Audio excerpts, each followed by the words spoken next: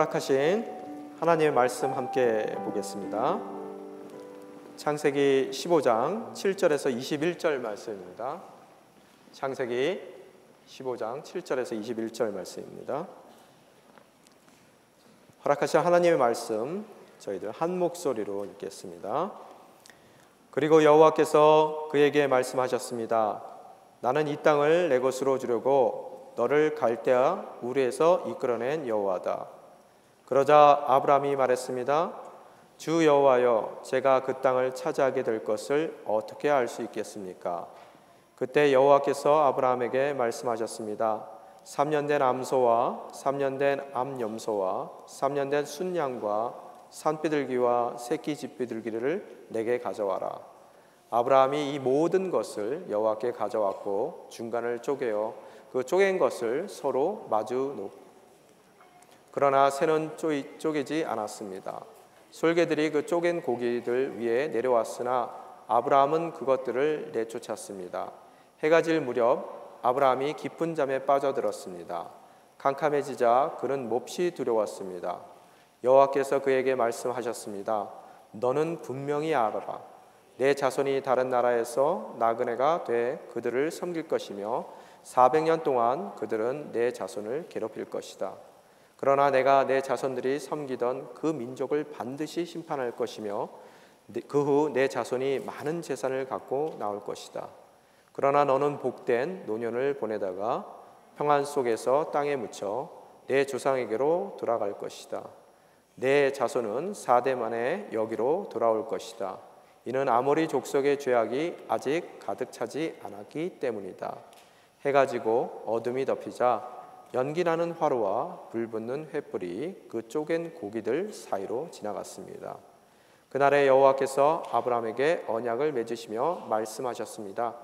내가 내 자손에게 이집트 강에서부터 큰 강 유브라테스 강까지 이 땅을 주겠다.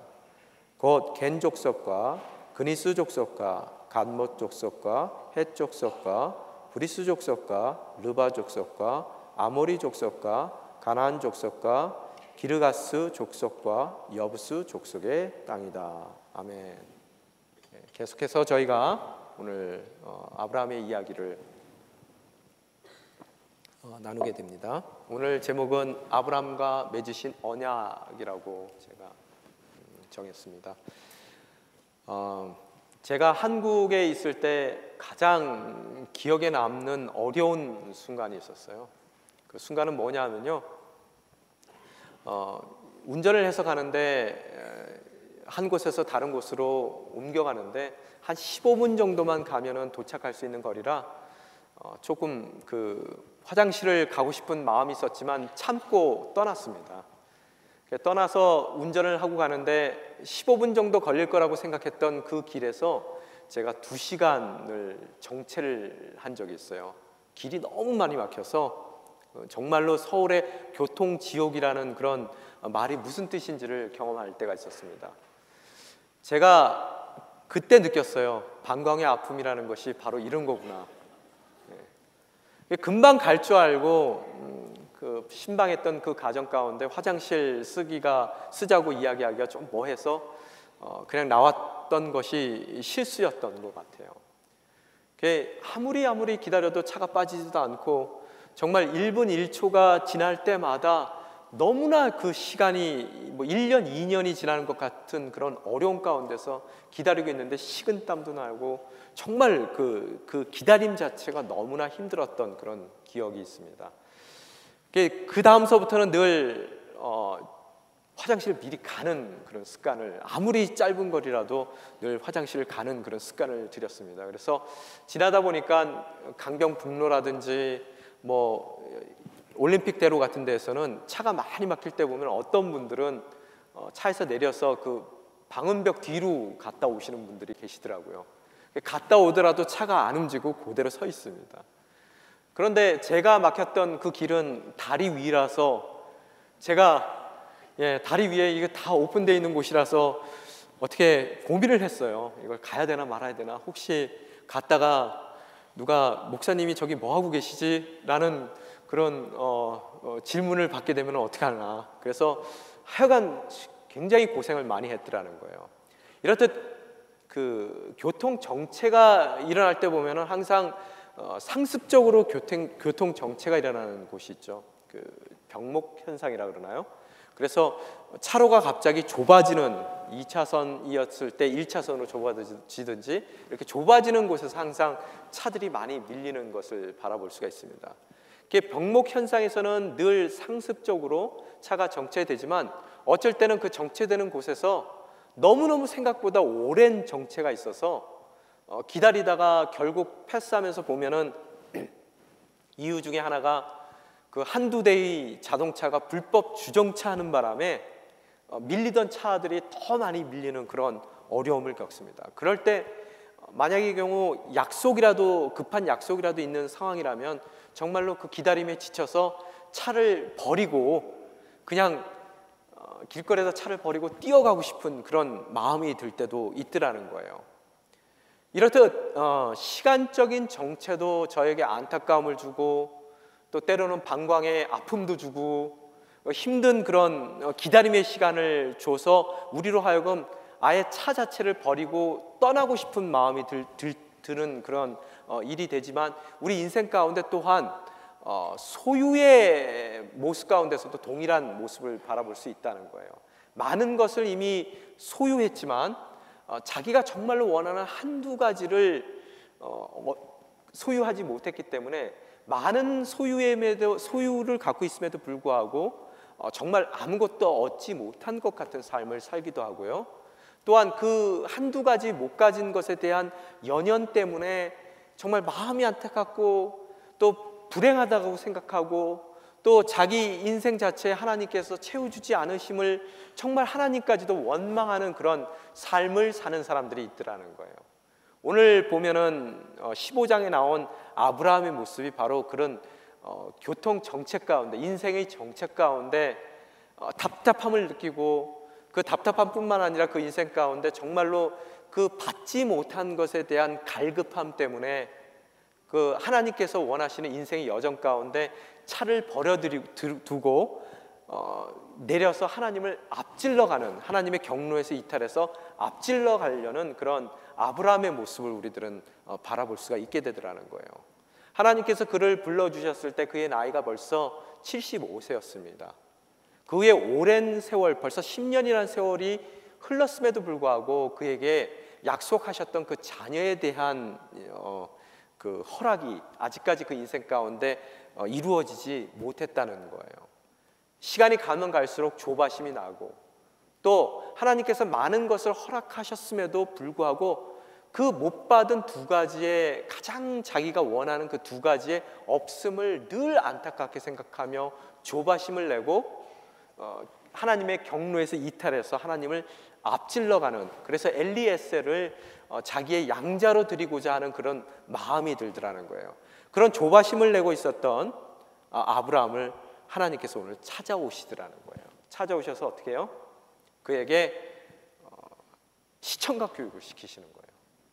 그래서 조바심을 내서 자녀의 없음을 너무나 힘들어하는 아브라함을 이끌어내서 밤하늘에 별을 바라보라는 거예요. 얼마나 많은 별들이, 여러분 이때는 공해도 없을 겁니다. 얼마나 그 반짝거리는 별들이 보이겠습니까?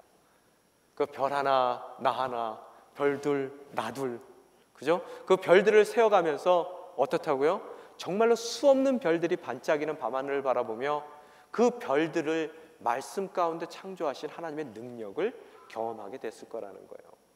그 하나님께서 그 수많은 별들, 엄청난 별들을, 우주를 말씀으로 창조하실 만한 능력이 있다면 그 하나님께서 틀림없이 나에게 별보다 나에게 허락하기 쉬운 자녀들을 이 별의 숫자만큼, 셀 수 없는 별의 숫자만큼 내 인생 가운데 허락해 주실 거라는 것, 그분의 능력에 대한 그런 확신을, 그가 믿음을 갖게 되더라는 거예요. 그런데 오늘 성경에 보니까 6절에 지난주 본문의 6절에 보니까 그런 하나님을 다시 한번 믿고 이탈했던 경로 가운데서 다시 자기의 인생으로 돌아온 그런 아브라함을 두고 뭐라고 얘기하냐면 아브라함이 여호와를 믿었습니다. 그래서 여호와께서 아브라함의 그런 믿음 때문에 그를 의롭게 여기셨습니다 라고 성경은 이야기하고 있더라는 거예요. 도대체 이 얘기가 뭔가? 믿었는데 하나님께서 의롭다라고 여겨주신 이 이야기가 도대체 뭘까라고 여러분이 한번 질문을 해보셔야 된다는 거예요. 믿기만 하면 하나님께서 이렇듯 아브라함과 같이 의롭다 여겨주신다. 그 의로움이란 뜻이 무엇일까? 여러분, 히브리적 사고 가운데, 유대교적인 사고 가운데서 의롭다는 사람은 어떤 사람이 의롭습니까? 율법을 잘 지킨 경건한 삶을 사는 사람들이 의로운 사람일 거예요. 그러면 그 율법을 잘 지킨다는 이야기는 과연 무엇일까? 이 율법 중에서 가장 으뜸되는 율법은 우리에게 주신 십계명의 말씀일 거예요. 10가지의 계명일 거란 말이에요. 그런 율법 십계명에 나온 그런 말씀, 이것을 예수님께서 정리해서 그 엑기스적인 말씀을, 율법에 대한 말씀을 주신 말씀이 있죠. 뭐예요? 뭐가 율법의 완성입니까? 너희 하나님을 온 마음과 정성과 그 뜻을 다해서 사랑하라. 또한 뭐라고요? 내 이웃을 내 몸과 같이 사랑하라. 이것이 가장 율법의 완성된 모습이고 으뜸되다라고 예수님께서 우리에게 율법에 대한 정리를 해주셨단 말이에요. 그런 의미에서 십계명을 살펴보더라도 십계명의 1계명서부터 제 4계명까지는 뭐에 대한 얘기예요? 하나님과 우리의 관계에 대한 얘기예요. 전 마음과 온 마음과 정성과 뜻을 다해 하나님을 사랑하라는 그런 계명이고, 또한 5계명서부터 10계명까지의 말씀을 살펴봤을 때 내 이웃을 진정으로 사랑하라는 그런 관계에 대한 말씀을 하시더라는 거예요. 의롭다는 말은 영어로 이제 righteousness라고 얘기하는데, 그 righteousness의 진정한 의미는 예수님의 말씀에 근거해 보면 의롭다는 것은 올바른 관계 가운데 있다는 얘기예요. 하나님과의 올바른 관계, 또 이웃과의 올바른 관계에 있는 이가 진정으로 의로운 이에요. 그래서 righteousness는 right relationship이라는 거예요. 하나님과의 온전한 관계, 또 이웃과의 온전한 깊은 관계 가운데 있는 사람들이 의로운 사람임을 여러분이 바라볼 수 있게 되더라는 거예요. 하나님을 바라볼 때 흔들릴 수밖에 없고, 또 인생의 여정 가운데 정체되는 그 정체를 통해서 정말로 안타까운 마음 가운데 빨리 가고 싶은 그런 마음 가운데 그 하나님의 행로를 벗어나서 하나님을 앞질러 가던 아브라함을 불러내셔서 다시 한번 그가 하나님을 신뢰하고 전적으로 하나님을 믿게 되게 만드시는 것으로서 그의 믿음을 통해서 하나님께서 그와 하나님의 관계의 그런 의로움을 다시 한번 회복시키시는 모습을 바라볼 수가 있게 되더라는 거예요. 그렇듯 그러면 의로움이 과연 오늘 이 상황 가운데서 어떠한 작용을 하고 있냐는 거예요. 여러분, 하나님과 깊은 관계에 들어가면 들어갈수록 하나님께서는 그분의 숨겨진 이야기, 또 그분이 갖고 계신 깊은 이야기들을 우리에게 하신다는 거예요. 관계가 깊으면 깊을수록 그 대화 가운데 이렇게 겉으로 나온 이야기 외에 진정 하고 싶은 마음 가운데 깊은 이야기들을 꺼내놓게 되더라는 거예요.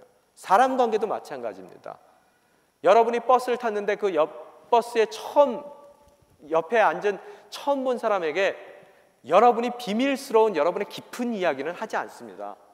옆에 딱 탔는데 여러분이 보자마자 제 배꼽 옆에 사마귀가 있거든요 라고 여러분의 숨겨진 그 비밀에 대해서 이야기하지 않더라는 거예요.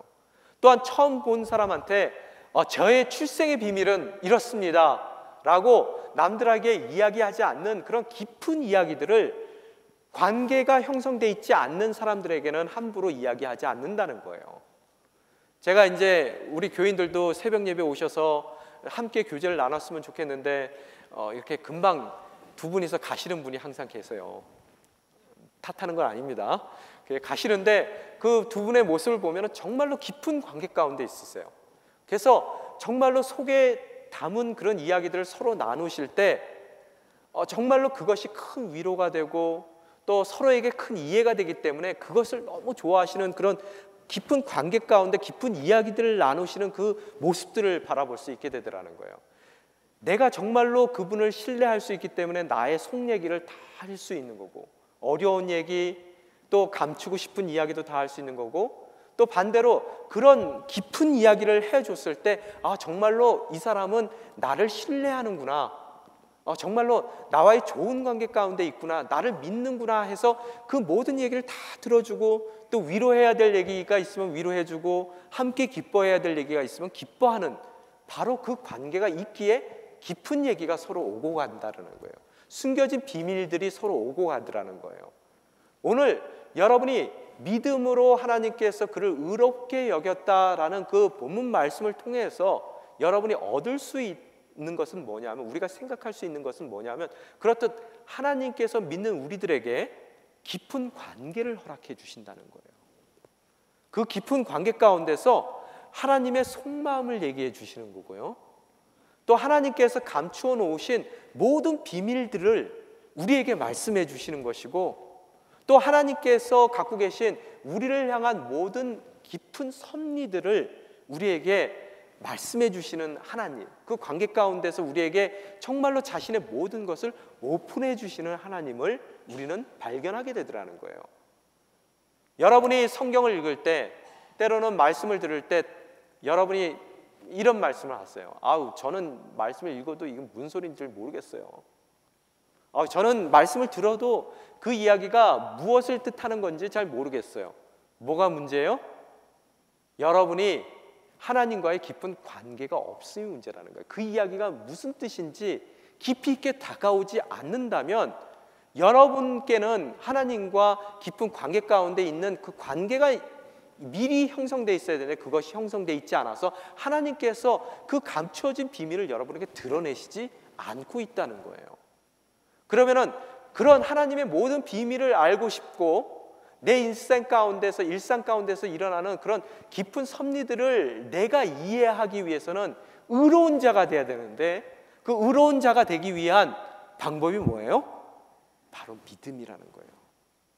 여러분이 믿었을 때 그분은 여러분을 의로운 자로 칭하여 주시는 것이고, 그 의로움이라는 것은 하나님과 나의 관계가 정말로 깊고 또 모든 것을 나눌 수 있는 관계가 되는 것이고, 그 관계 가운데서 하나님은 그분의 모든 비밀과 모든 신비하심과 또 여러분의 삶을 향한 그분의 모든 숨겨진 계획들을 낱낱이 여러분에게 알려주시더라는 거예요.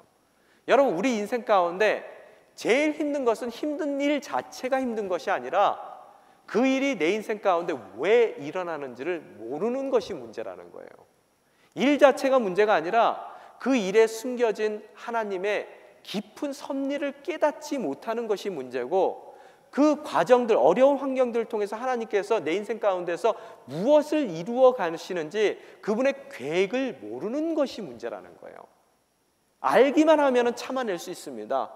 알기만 하면은 그 과정이 아무리 어렵다 하더라도 그 과정의 아픔까지도 감사할 수 있는 복된 신앙인의 삶을 살아낼 수가 있게 되더라는 거예요.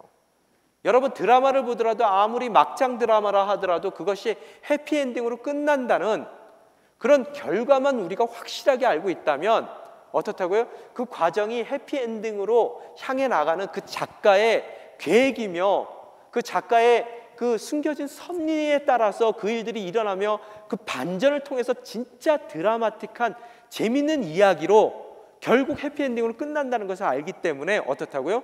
그 스토리만 알면, 그 진행되는 줄거리만 안다면 우리는 넉넉히 그 결과에 대한 기대를 갖고 그 삶을 살아낼 수 있게 되더라는 거예요. 우리가 믿을 때 하나님은 우리와 깊은 관계 가운데 함께 해주시는 것이고, 그 깊은 관계 가운데서 주님께서는 바로 여러분의 스토리 가운데 그분이 계획한 그 모든 숨겨진 비밀들을 다 보여주신다는 거예요. 그게 계시예요. 예수 그리스도를 통한 바로 그 믿음 가운데서의 계시를 허락해 주신다는 거예요. 그 계시를 깨달을 때 아무리 여러분이 인생의 그 교통 정책 가운데 있어서 안타깝고 힘들고 방광의 아픔이 있다 하더라도 여러분은 그 모든 과정들을 넉넉히 이겨내고 소망의 눈 가운데에서 여러분이 그분의 언약의 성취를 기다릴 수 있게 되더라는 거예요. 제가 커뮤니케이션 잘 했습니까? 예.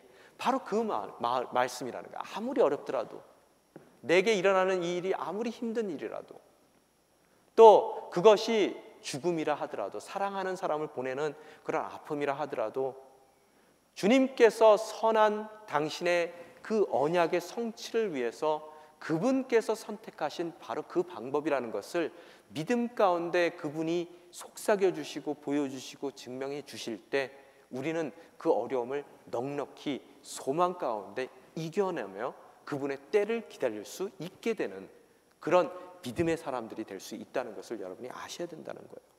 이렇듯 믿음 가운데 그를 의롭게 여겨주시고 이제 기다리는, 조급함을 갖고 안타까움 가운데 기다리는 아브라함에게 하나님께서 갖고 계셨던 깊은 섭리들을, 또 계획들을, 비밀들을 이야기해 주시는 모습을 우리는 그 다음 절서부터 바라볼 수 있게 되더라는 거예요.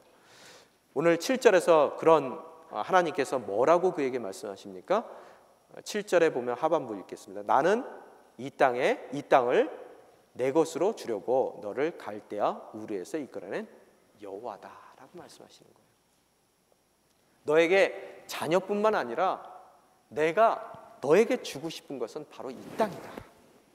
땅까지 너에게 허락하겠다 라고 그분의 숨겨진 뜻을 밝혀주시는 거예요. 그때 아브라함의 반응이 어떻습니까? 8절에 보면 함께 읽겠습니다. 시작. 그러자 아브라함이 말했습니다.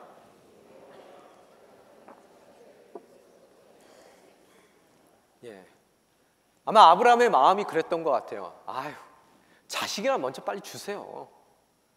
자식도 안 줘놓고 뭔 땅 얘기를 하십니까?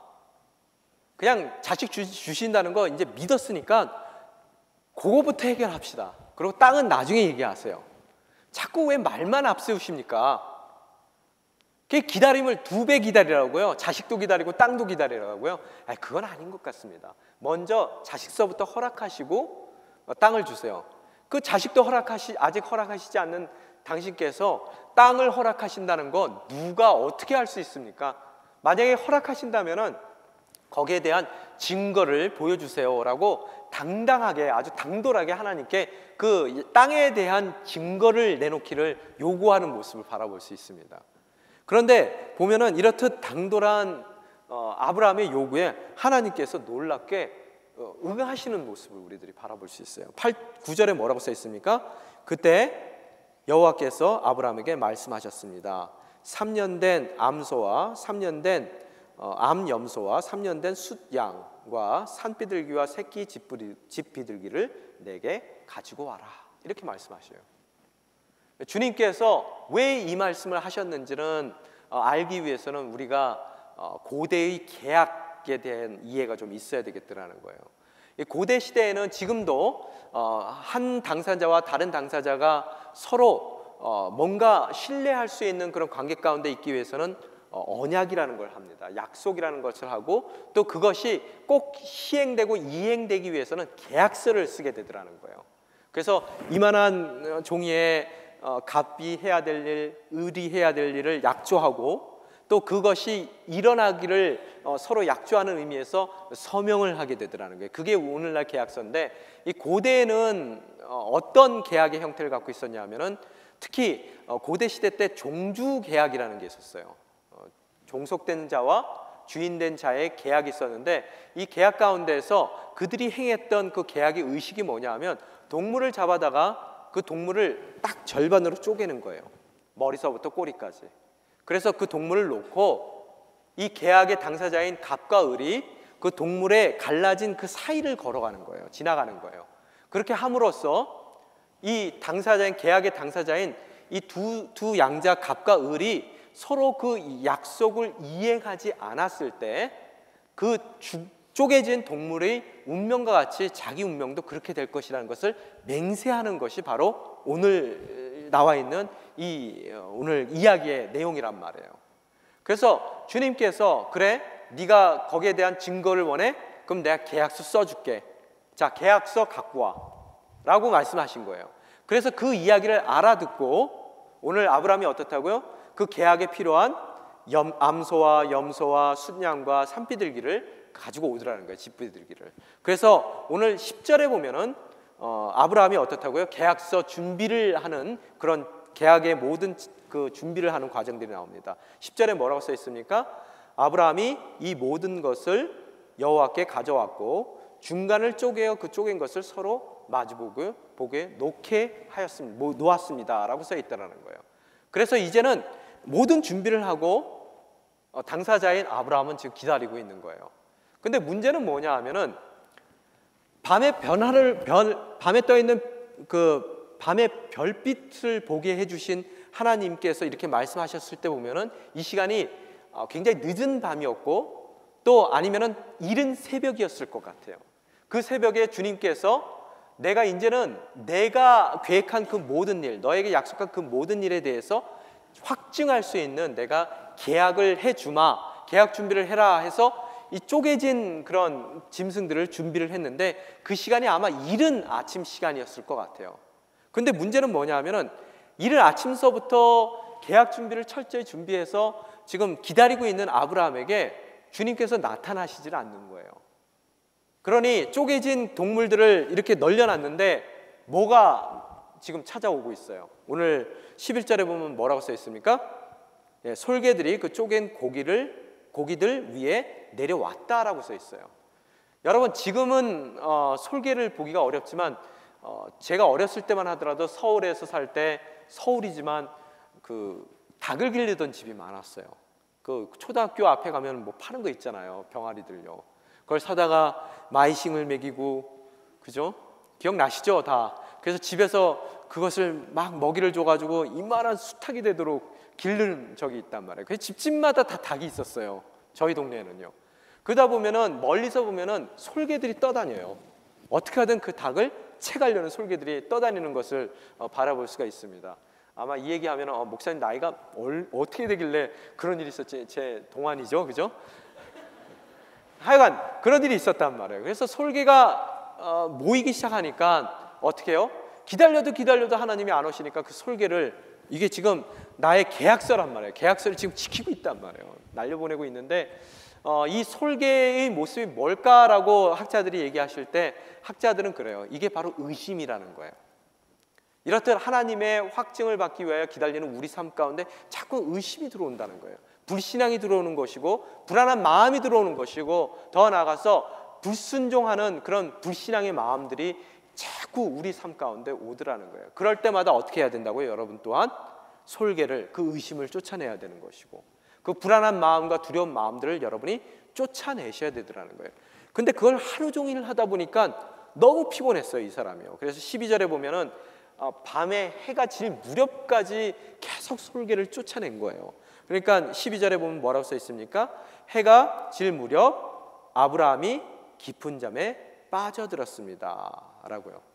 너무 피곤해서 깊은 잠에 빠져들고 어떻게 됐어요? 그 후에 캄캄해지자 그는 몹시 두려워했습니다. 우리 인생 가운데 그렇듯 기다려도 찾아오시지 않고 언약을 해주시고 또 증표를 보여주신다는 그분께서 나타나시지 않는 그런 지루한 기다림이 있다는 거예요.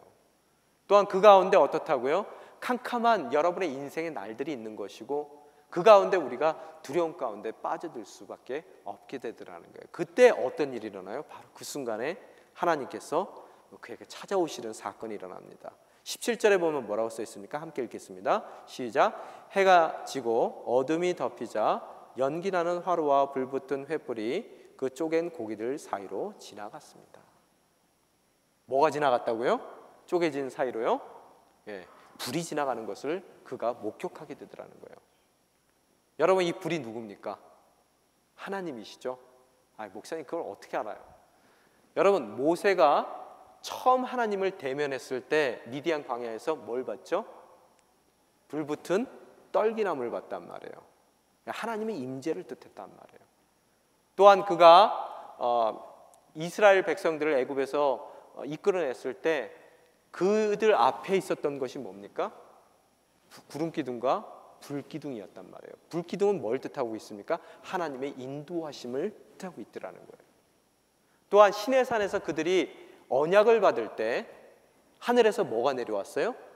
불이 내려왔다라고 써 있단 말이에요. 그건 하나님의 거룩한 임재를 뜻하는 거라는 거예요. 모세에게만 그렇게 불이 보였습니까? 솔로몬 왕 같은 경우에도 성전을 다 짓고 나서 봉헌식을 하는 그 자리에서 그가 봉헌 기도를 드는 그 순간 하늘에서 뭐가 내려와요? 불이 내려와서 그가 드리고자 준비해놨던 그런 희생 제물을 삼키는 모습을 우리들은 바라볼 수가 있게 되더라는 거예요. 그 솔로몬에게만 있었습니까? 아니죠. 엘리야의 경우에도 가멜산에서 바알을 섬기던 선지자들 450명인가요? 그들과 대결을 하고 있을 때 하늘에서 불이 내려오도록 그들은 막 온몸을 찢고 소리를 지르고 울고불고 그들의 기도 가운데서는 그 어떤 일도 일어나지 않았지만 조용히 무너졌던 하나님의 제단을 쌓고 조용히 기도했던 그 엘리야의 기도를 통해서 어떤 일이 일어나죠? 하늘에서 불이 내려와 그 모든 재물을 삼키는 일들이 그런 일들이 일어나게 되더라는 거예요. 하나님의 불이라는 거예요. 여러분, 엘리야에게만 구약 시대에만 이런 일이 일어납니까? 신약 시대에 와서도 오순절날 다락방에서 제자들이 열심히 기도했을 때 하늘에서 뭐가 내려와요? 불 같은 것이, 혀와 같이 생긴 그 불 같은 것이 그들에게 임했다라고 이야기하고 있다는 거예요. 이렇듯 불은 하나님의 임재의 상징이고 그분의 놀라운 영광의 상징임을 여러분이 아셔야 된다는 거예요. 오늘 모든 계약을 준비하고 기다리던 그 두려움의 시간, 오랜 기다림의 시간 가운데 하나님께서 그 계약의 장소에 나타나셔서 어떻다고요?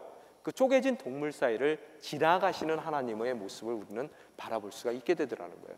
근데 재밌는 거 한 가지는 뭐냐면요, 계약이라는 것은 여러분 계약서에 양자 간의 사인이 있어야 되는 게 계약서입니다. 갑과 을의 사인이 있어야 된다는 거예요. 근데 오늘 성경을 보게 되면은 그 어떤 하나님은 그 계약서에 사인을 하셨지만 그 계약서에 어떠한 아브라함의 사인도 요구하시는 모습을 우리는 바라보지 못하게 되더라는 거예요. 여러분, 계약이라는 것은 묶인다는 것이고 계약이라는 것은 그 의무에 충실하지 않았을 때 그 대가를 치루어야 되는 것이 바로 계약입니다.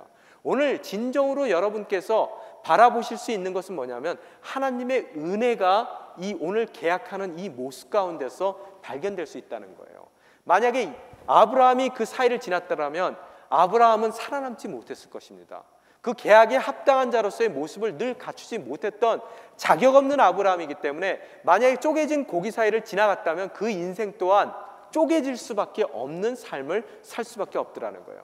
하나님께서 혼자만 그 사이를 지나갔다는 얘기는 자격이 없는 아브라함이고 아무것도 그 능력이 없는 아브라함이지만 일방적으로 그 약속을 지켜주신다는 일방적인 하나님 쪽에서의 계약임을 여러분이 이 이야기를 통해서 발견하실 수가 있게 되더라는 거예요. 하나님은 여러분에게 약속을 하십니다.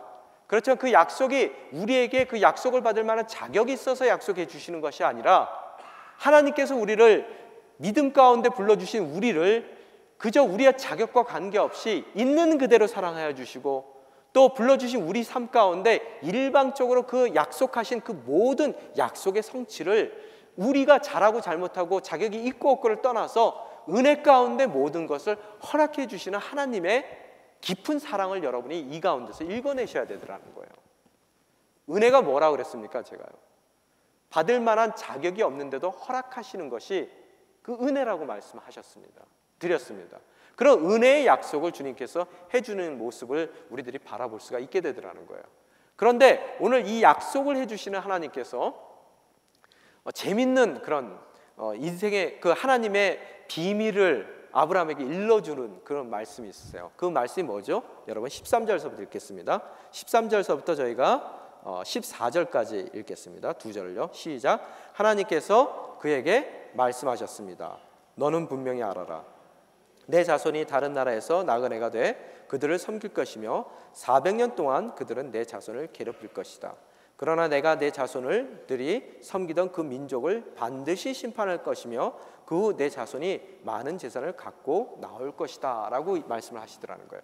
아니, 약속해 주시고 계약서에 도장을 찍어 주셨으면 됐지 왜 이 이야기를 그분께서 갖고 계셨던 그 비밀스러운 그분의 계획을 아브라함에게 미리 말씀해 주시냐는 거예요. 무슨 얘기예요? 비록 그 땅을 허락했지만 지금 그 땅에 그가 거하고 있지만 하나님께서 그 땅을 그에게 허락할 거지만 어떻다고요? 그 인생 가운데 그 땅과 멀어지는 것 같은 현실 가운데 처하기도 할 거라는 거예요.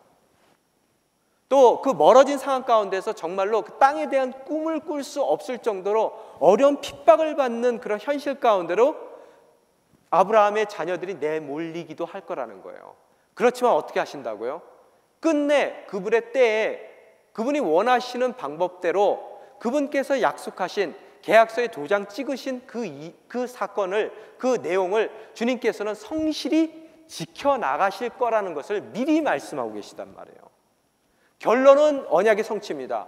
그러나 그 성취 과정 가운데 너무나 그 언약과는 동떨어진 현실 가운데로 내몰리는 그런 과정이 있고 그런 줄거리가 있다는 거예요.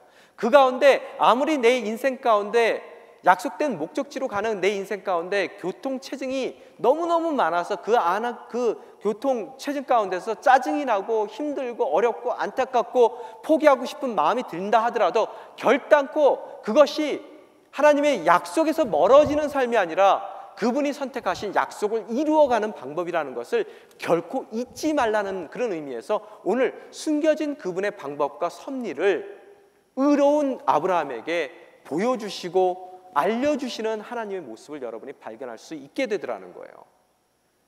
여러분, 요셉의 이야기를 보더라도 요셉에게 약속하신 하나님의 꿈은 뭡니까? 총리 되시는 꿈이에요. 그렇지만 그 약속을 받은 요셉의 인생 가운데 그의 인생을 살펴봤을 때 그의 현실은 너무나 그 꿈과는 동떨어진 현실 가운데로 그가 내몰리는 모습을 바라볼 수가 있게 됩니다. 총리 대신이 되는 그런 꿈을 하나님께서 약속을 해주셨다면 그 인생이 잘 풀려야 되는데 어때요? 그 다음날의 모습은 형제들에게 미움을 받아 구덩이에 갇히는 일이 되는 것이고, 구덩이만 갇힙니까? 노예로 팔려가는 수모를 겪게 되는 거고, 노예로 팔려만 갑니까? 그가 누명을 쓰고 감옥에 갇히는 그런 일까지 일어나게 되더라는 거예요.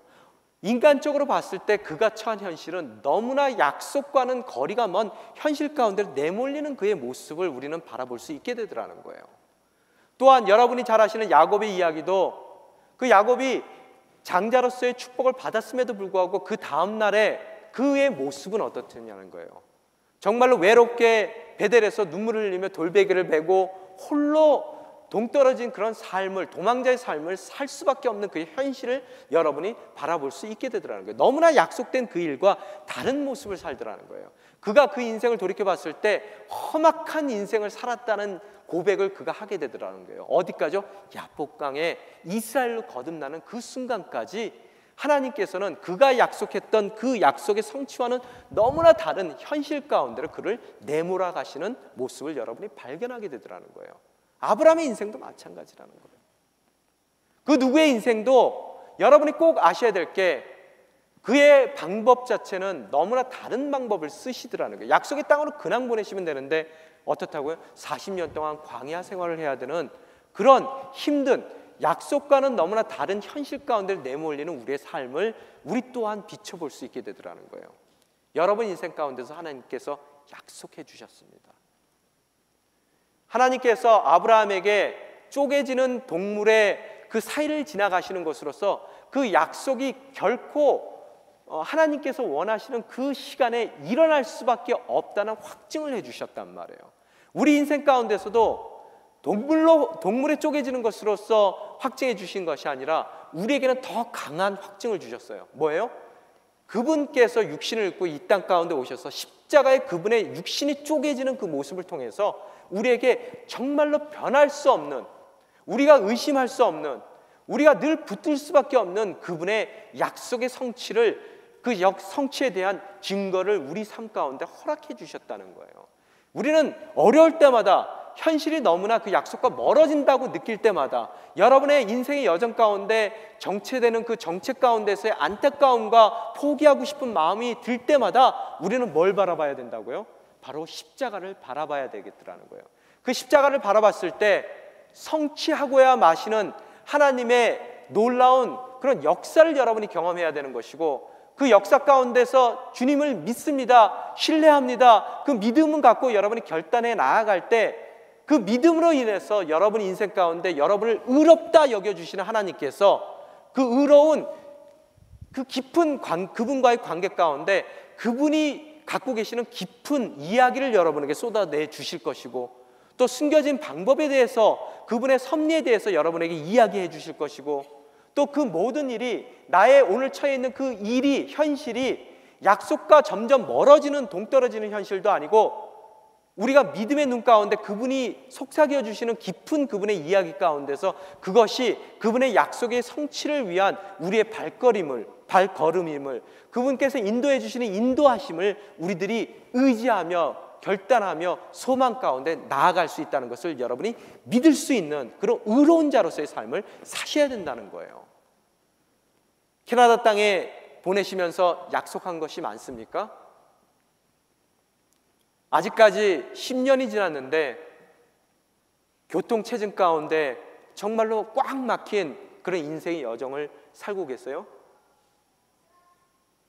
주님께서 약속하신 그 간절한 두 가지를 내 인생 가운데 아직까지 응답하지 않았기 때문에 차를 버려두고 내가 원하는 믿음의 행로를 버려두고 내가 원하는 그 길로 뛰어가며 하나님을 앞질러 가고 싶은 마음이 드십니까? 다시 한번 믿음의 눈으로 여러분은 십자가만을 바라보셔야 된다는 거예요. 그분께서는 여러분에게 약속하셨고 틀림없이 분명히 그분의 때에 그분의 방법으로 그 약속을 성취하고야 마시는 분입니다. 여러분이 십자가를 바라보고 바로 그 믿음을 가졌을 때 주님은 우리를 의롭다 여겨주시는 거예요. 그 의로움 가운데서 진정 하나님께서 깊은 그분과의 관계 가운데 세상은 알지 못하는 그분의 속마음을 우리에게 털어놓으십니다. 또 세상의 눈으로 바라봤을 때 도저히 이해 안 되는, 납득이 안 되는 그분의 숨겨진 섭리를 우리에게 보여주시더라는 거예요. 오늘 여러분이 서 있는 바로 그 자리가 약속의 성취를 위한 하나님이 선택한 자리입니다. 오늘 그것이 아무리 여러분에게 주어진 그 약속과 너무나 동떨어진 자리라 하더라도 믿음의 눈으로 우리들이 다시 한번 돌이켜 봤을 때 그것이 약속으로 한 발 한 발 다가가게 하시는 그분의 인도하심이 그곳에 숨겨 있다는 것을 여러분이 발견하시기 바랍니다. 어려움이 문제가 아니라 그 어려움이 약속을 향해 나아간다는 믿음이 없는 우리의 연약함이 문제라는 거예요.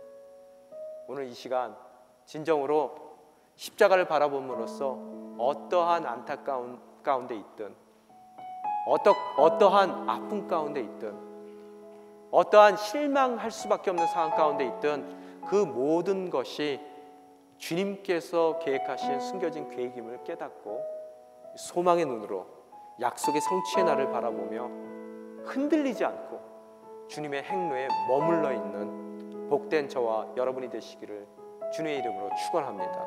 이 시간 함께 기도하며 나아가길 원합니다. 주님, 저희의 연약함을 불쌍히 여겨주시옵소서. 저희를 붙들어 주시옵소서. 연약할 수밖에 없고 흔들릴 수밖에 없는 우리 인생 가운데 그 약속의 징표를 주님께서 너무나 또렷하게 십자가를 통해 보여주셨습니다. 이제 그 십자가에서 증명하신 당신의 약속의 성취를 믿고 나아가는 믿음의 자녀들이 될 수 있게 도와주시옵소서. 그 믿음 가운데 주님께서 의롭다함을 허락하여 주시고 그 의로움 가운데 주님의 깊은 관계 가운데 주님의 깊은 뜻을 주님의 드러내 주시는 깊은 그 당신의 계획을 이해하고 바라볼 수 있는 믿음의 사람들이 될 수 있게 도와주시옵소서. 그 가운데 우리의 현실과 너무나 동떨어진 현실 가운데 있다 하더라도 소망의 눈으로 당신께서 허락하실 그 약속의 성취의 날을 바라볼 수 있는 소망의 사람들이 될 수 있게 도와주시옵소서. 그럼으로써 인생의 행로 가운데 아무리 정체되는 아픔 가운데 있다 하더라도 안타까운 가운데 있다 하더라도 저희들이 흔들리지 않고 주님의 그 약속한 날을 바라보는 아름다운 당신의 자녀의 삶을 살 수 있게 도와주시옵소서. 믿음을 허락하여 주시옵소서. 이 시간 함께 기도하며 나아가시겠습니다.